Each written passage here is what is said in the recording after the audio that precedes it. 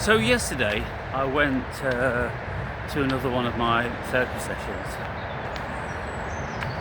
and during this session I was speaking about the difficulty of coming back to the Matrix, going back to the Matrix. I spoke about having one foot firmly in the spiritual realm and one tiptoe, one toe in the Matrixial realm. And I was speaking to the therapist about, I don't know what it would mean for me to go back into the Matrix. I don't know if I could do that. What would I be gaining? What would I be sacrificing? How would my soul and spirit take that? How would my ego manage that? And so we spoke about spirit giving resistance. We spoke about possible reasons why the ego would want to do that, and it's something that I've been contemplating for a long time, because what I spoke about in this session, among many things, was the great difficulty and the potential hazards of becoming spiritual. Because when we become spiritual, it doesn't have anything to do per se with the Matrixial. It's a realm entirely unto itself. And all the books that I've read over the years, basically they give you the message of Timothy Leary: tune in and drop out. Tune into the spiritual realm and drop out to the Matrixial realm. Because all these spiritual books, whether they are religious or spiritually philosophical, like Buddhism, that sort of thing, they tell you that the world is Maya. And you guys are very aware how often I've been speaking about that subject. But where does it get us? That's the thing. I can lose myself in the dream of listening to the birds and looking at the magic of the world, and it's a wonderful, blissful thing. But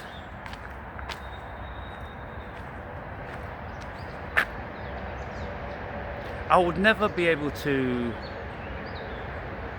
replace this tooth.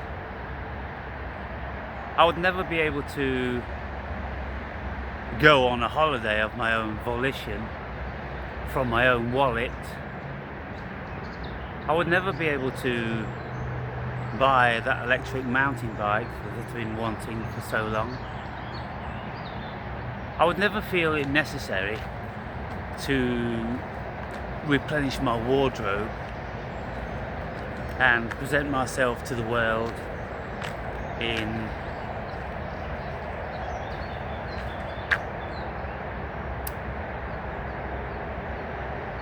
I could say a more acceptable way, but it depends what level of acceptance. I mean, I've had this sweater now for 7 years. Wear it every day throughout the winter months. I have 4 others which I interchange, which I've also had for many years. And I've just recently bought a few shirts from the charity shop and thrown out shirts that I've had for 20 years. I'm just thinking, well, is it time for a change? And, you know, there are one or two that gently encourage me to lose the beard. But I'm not sure whether I'll ever go to those lengths, to be quite frank. But who knows? So in this therapy session, it's a very interesting session. For those of you that have struggled with the spiritual awakening and the apathy for society, for the matrix, for the trinkets, because we're told in the spiritual literature that the trinkets are worth nothing. They're just pursuits of desire, and desire is an evil, and there's no benefit to them at all, because as soon as we've got these things, then the sheen wears off very quickly and we're left back wanting again. So we shouldn't want anything from the material world. We should only want God. We should only want the love of God. We should only want to open our hearts and love. And I'm like, well, what would that mean? I'm speaking to my therapist and I'm saying, I don't know what that would mean. If I was to open my heart, metaphorically speaking, and love, and have compassion, and understanding, and be kind and considerate, and engage in great sacrifice for my fellow man, become a servant of my fellow man. What would that mean? Would it mean that I couldn't be self-indulgent to the degree whereby I'm free to walk to the gym on any given day? Would it mean that I've got to be up in the morning and I've got to be out sitting in a tin can on wheels, whether it's a car, bus or a train? Whether I've got to be shoulder to shoulder with people that are completely disinterested in the human being, just with their earphones in, staring into their scrying screen? Would it mean that?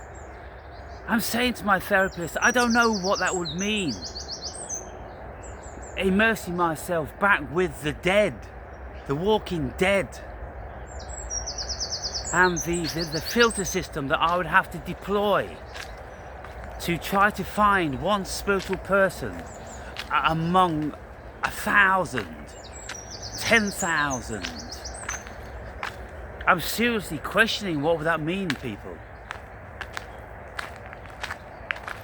But I'm thinking, well, I'd like to get my tooth done. I'd like to get my teeth brightened up. I'd like to go to interesting historical places in the luxury of just hiring a driver and a vehicle and mingling with a few friends stroke associates. Maybe going down to live in Portugal for the winter months. I would very much like that. But doing what I'm doing, that will never be feasible. And so I have to strike that one off, eradicate that one from my mind's eye as never being an option. Why? Because I'm so steeped in the spiritual realm. I'm so in awe of cosmic God consciousness and love. You see, there is a little bit of black in the white of the yin and yang, a little bit of white in the black. Nothing is pure, people. And so when I read these religious scriptures, like The Way of Mastery, which I'm reading currently, everything in that book tells the reader just to love God and to have no care and consideration for any of the physical world, because the physical world is Maya. Well, I think there is a degree of evil in that, a degree of beguilement, a degree of deception. It's like these books are trying to create cults to bring everybody out of the matrix and live this humble existence, being subservient to a fictitious entity. I don't buy the fictitious entity. And whenever I'm reading these books, the message can be good and can be valuable to a degree. But whenever these scriptures and books speak about God as a Yahweh or a Jehovah or as an Allah or as a Jesus, I'm not into it. I am not a subscriber. I'm a subscriber to the God of Spinoza, the Jewish philosopher who was denounced by his fellow Jews, by the way, because he didn't believe in the God in the sky. He believed in the all-pervasive God consciousness, which isn't an entity or a thing, it's just an isness, an intelligence, a creator, you know, and it doesn't need worshipping. It commands respect and appreciation, and for you to be in a state of joy in the world, because it's an absolute incredible thing. You know, if we're not in awe every single day, then we're doing it wrong, people. We really are doing it wrong.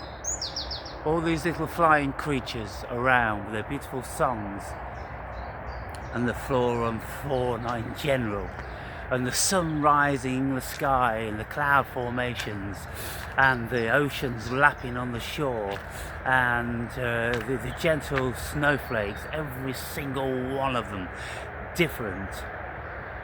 It's an incredible miracle.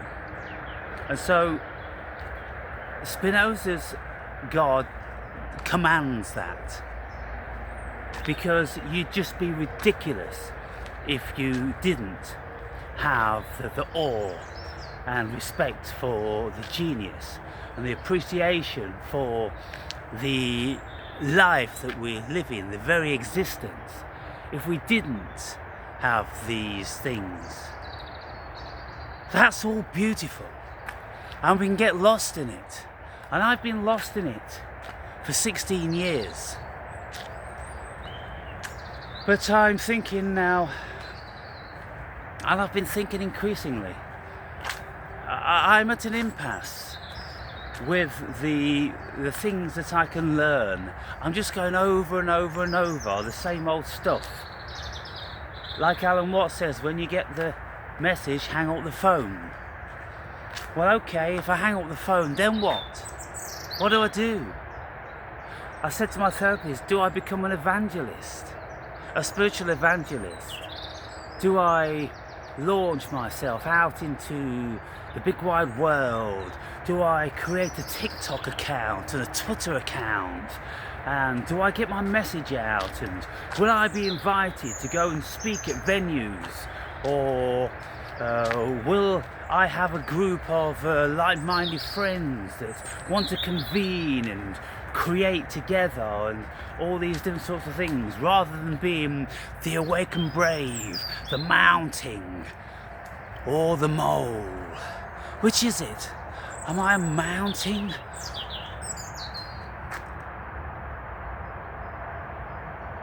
Am I a mounting?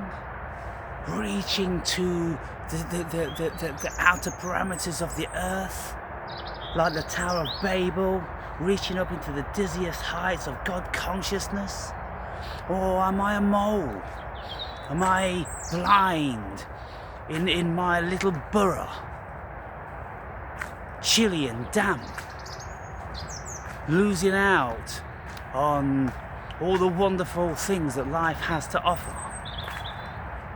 I've been there and I've done it 1,000-fold. I've led 1,000 lives. I've been high and low on the world. I've done incredible things. But just because I'm 62, it doesn't mean that that's over. Am I going to keep walking this path throughout each and every day of my life. Is this the extent of my life? Am I going to travel anymore? Am I going to stand on any more mountains? Am I going to dive on any more coral reefs? What does this spiritual realm really have to offer? Bliss, stillness, the facility of having an empty, unencumbered mind. They're all beautiful things. They are. And so these are the compromises. And my therapist is asking me, does spirit want to give that up?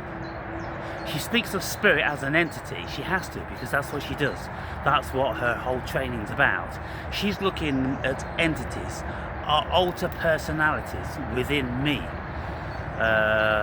The angry, disappointed, abandoned little boy, the Roman centurion that stands guard around a vulnerable heart, the philosopher, the psychoanalyst, the inquisitor, the spiritual guru. All of these characters, they're all in here. And she's asking me to speak with them all and ask what they want and where they're heading. And she's wondering, because I profess that I'm one foot firmly in the spiritual realm with one tiptoe in the matrix, and she's saying, is spirit going to be happy with any level of transition? Or is spirit going to be offering the greatest of resistance? And I'm like, probably. Because spirit has had its way for the past 16 years. Spirit came online 16 years ago when ego imploded. Ego never gained its footing to the degree it had before. Before, ego was king. Ego took me all around the world. Ego engaged me in so many things. Ego was very, very powerful. But since my spiritual awakening, ego is a shadow of what it used to be. And I don't think the ego could ever come back, even remotely, to anything like it was before. Because it's had an education now. And of course I'm a lot older. We mature, we soften. We no longer want to do all the things that we do as younger people. We become more settled and content with less.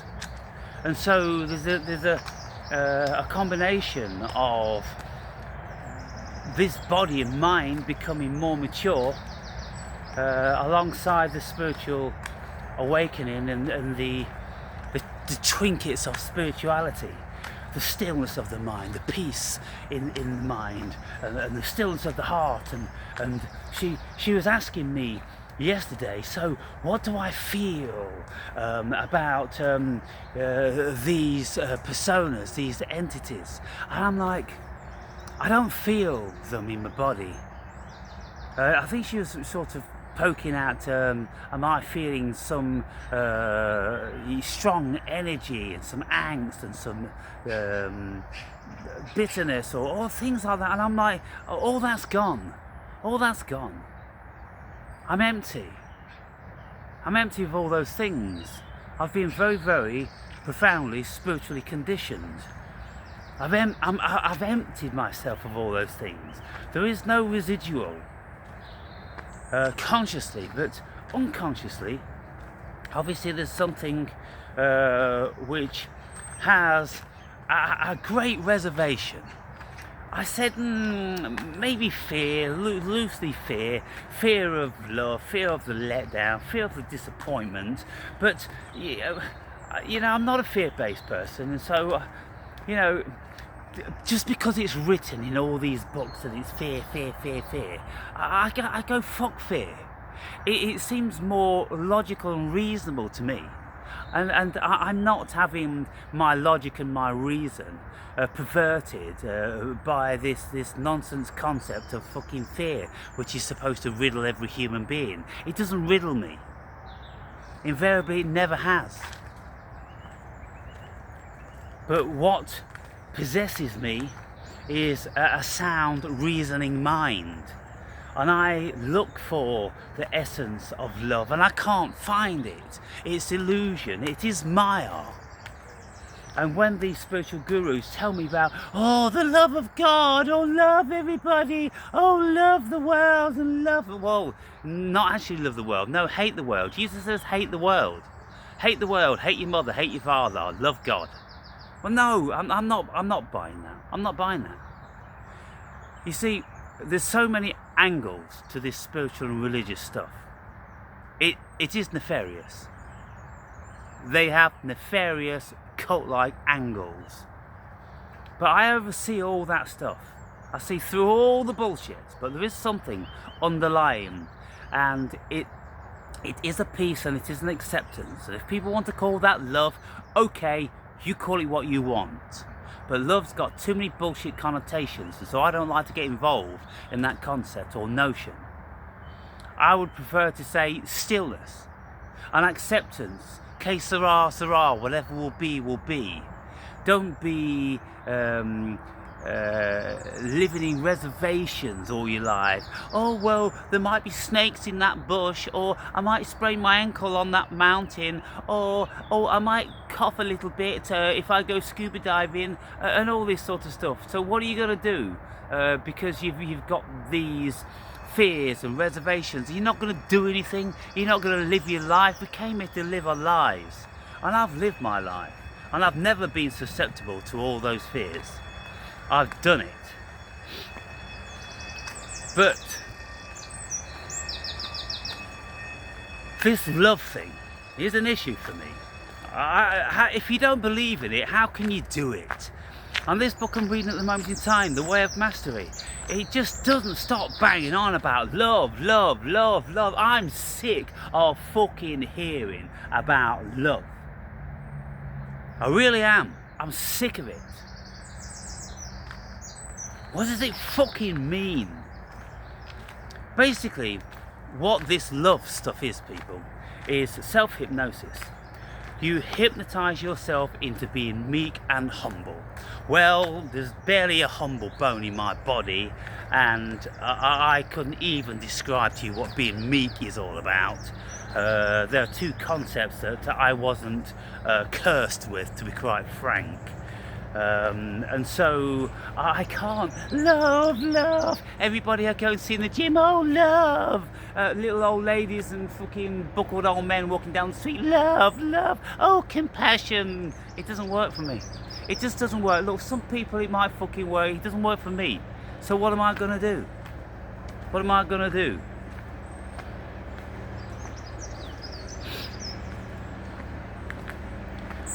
I can't do what these gurus or these writers are espousing in these spiritual books. I can't do it. I'm too much of a realist. Because if all we're just gonna love, then we just become fantasists, don't we? Absolute fantasists living in the fiction of an imaginary God. No, fuck the imaginary God. I'm not fucking buying it. What I'm buying is that I'm having what appears to be a human experience, and I realise that I have something far greater, and there's much more substance to this thing what I am. And it's not the body, it's consciousness at the very least, and maybe spirit, and maybe eternal spirit, but who fucking knows? Who fucking knows? But what I do know is that I am that I am. I am conscious. And I'm having a dream or an experience of some fucking thing. I can think with a rational mind, and lots of things appear to be logical and reasonable and follow a format. And so I think there's structure to that. There's a foundation to that. Where's the foundation to love? When every fucker on the planet at some stage is gonna fucking throw your love back in your fucking face and call you a cunt for being such a fucking idiot. No, I'm not buying that, people. So, as far as all these religious and spiritual scriptures go, I'm just not buying it. I'm a philosopher at heart and a psychoanalyst, and if I'm going to do anything in this world, then it's going to be in relation to those two facets.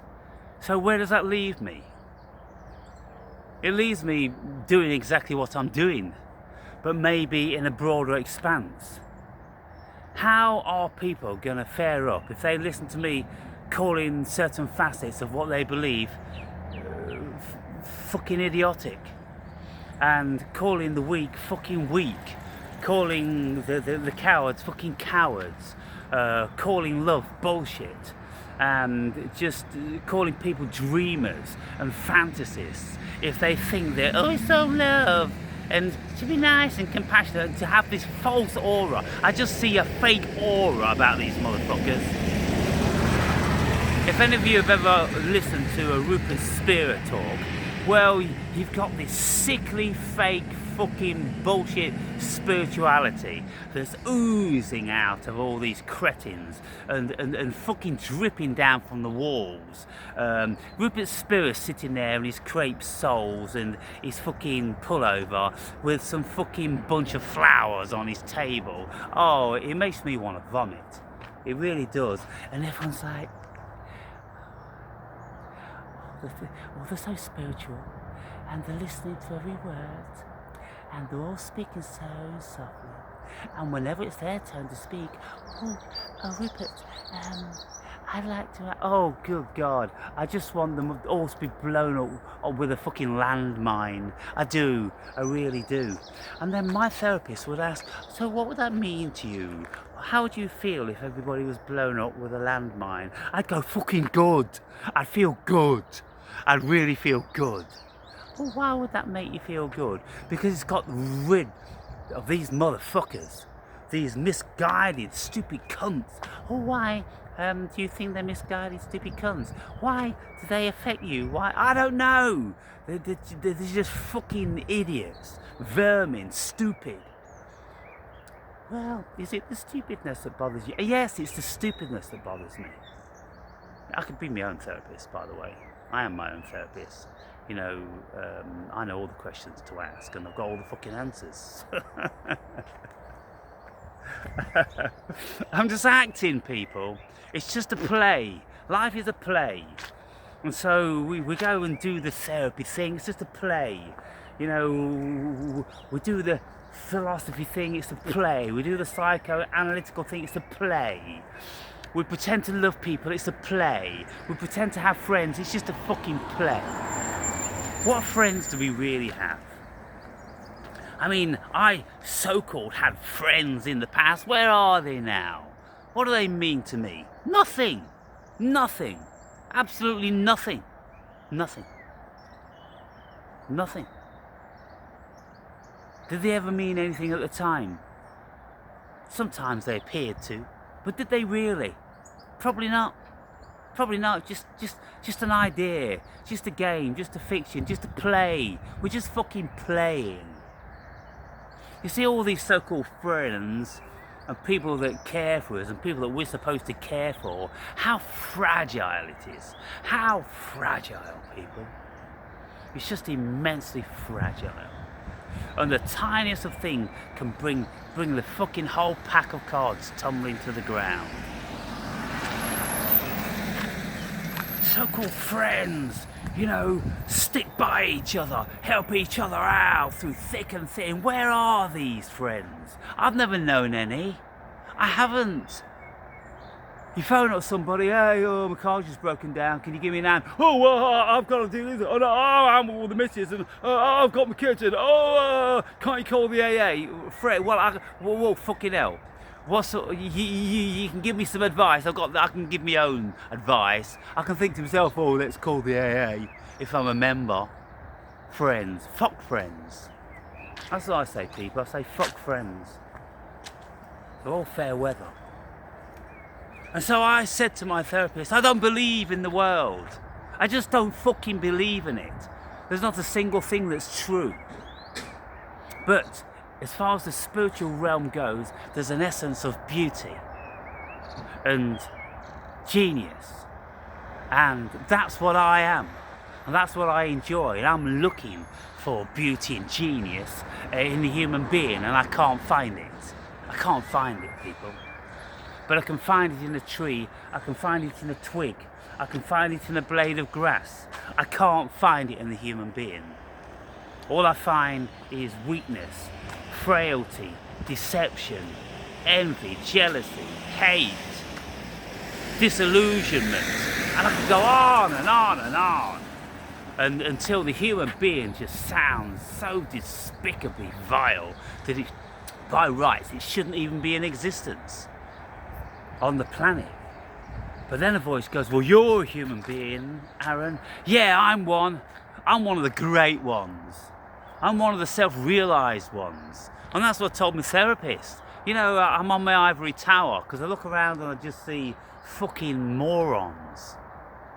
Fucking the dead. The living fucking dead. That's all that's in here. The living dead. They've never had a thought of their own in their whole fucking lives. Oh, and then she'll say to me, so how do you feel about that? Oh, pissed off, I suppose.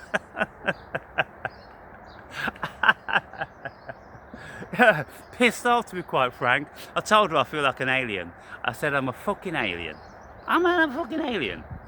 And so anyway, for those of you that are interested in this sort of thing, then watch the therapy session, which is the next video.